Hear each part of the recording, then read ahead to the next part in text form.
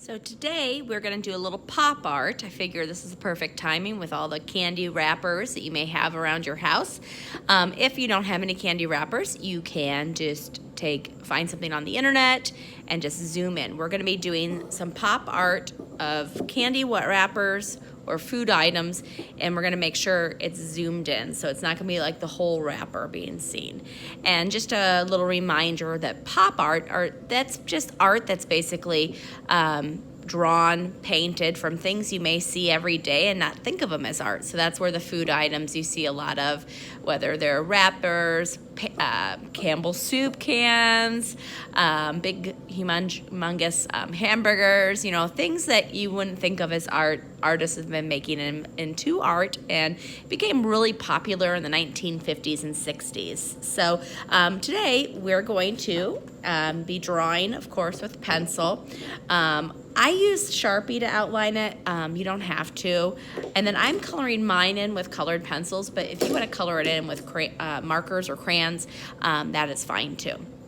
So the first thing I did on mine was I started writing my lettering.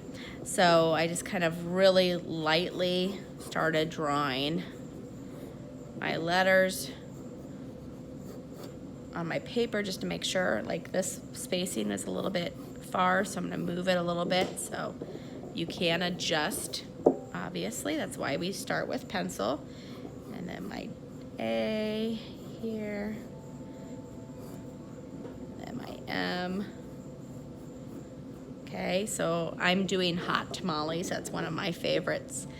So I'm going to draw that hot tamale guy with his fire.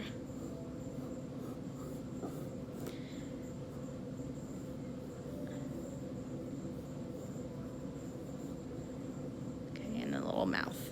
So I basically have everything drawn out with pencil and real lightly. Then this is where I use Sharpie. So if you do use Sharpie or a marker, you may want to place another paper towel underneath it, or a paper underneath it, so that it doesn't bleed through.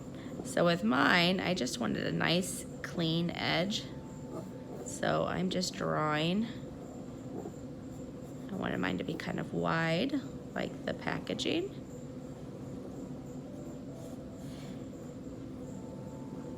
So you can see it's really roughly drawn, but now I'm tidying things up now that I'm working with a permanent marker.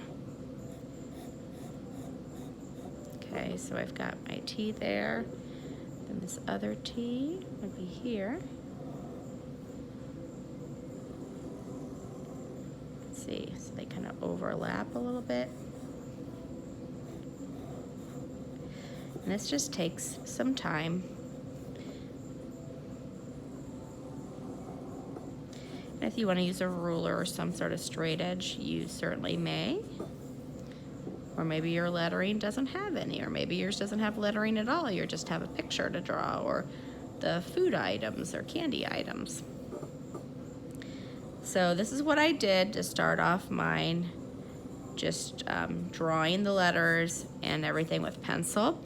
And then once I'm finished, then I'm going to erase my pencil so I can have a nice clean surface. I'm going to pretend that I'm finished.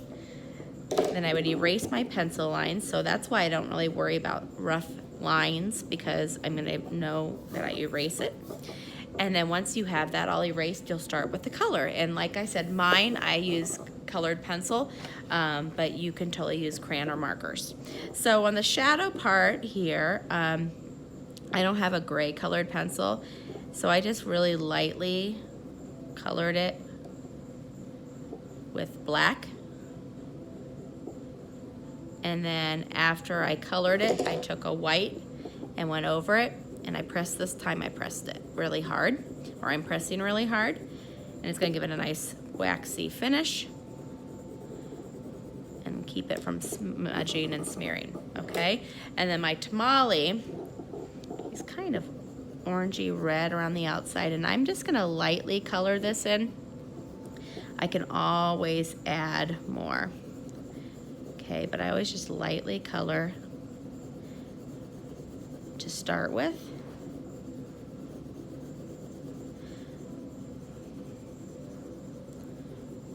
then I can take my next shade, and I'm going to go over this with this kind of red-orange. And then I'm going to take that color a little bit farther again. So I'm overlapping and bringing the color out.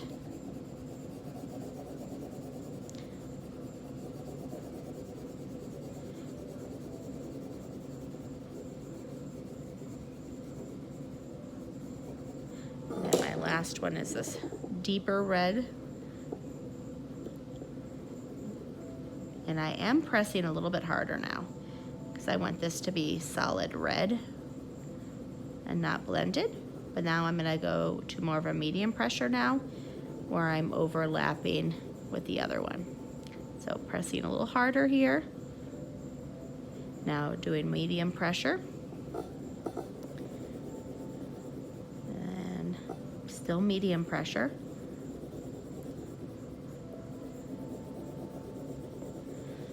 I always like blending colors. I think the color ends up being a lot more rich in color.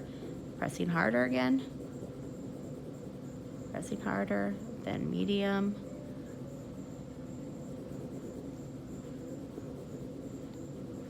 And then I'm gonna go back in because I can still build up color. That's what I love about colored pencil, is you can just keep building and building your color, and your hand may become a little tired, especially if you're pressing harder like I am right now.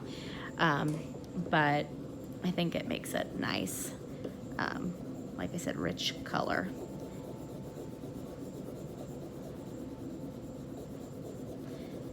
And then just have fun with this. I'm gonna overlap it a little bit into this yellow area.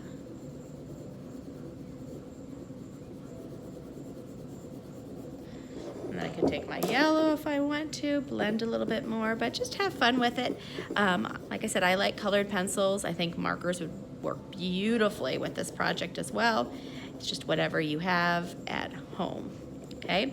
So have fun with your picture, and I will talk to you next week. Bye-bye.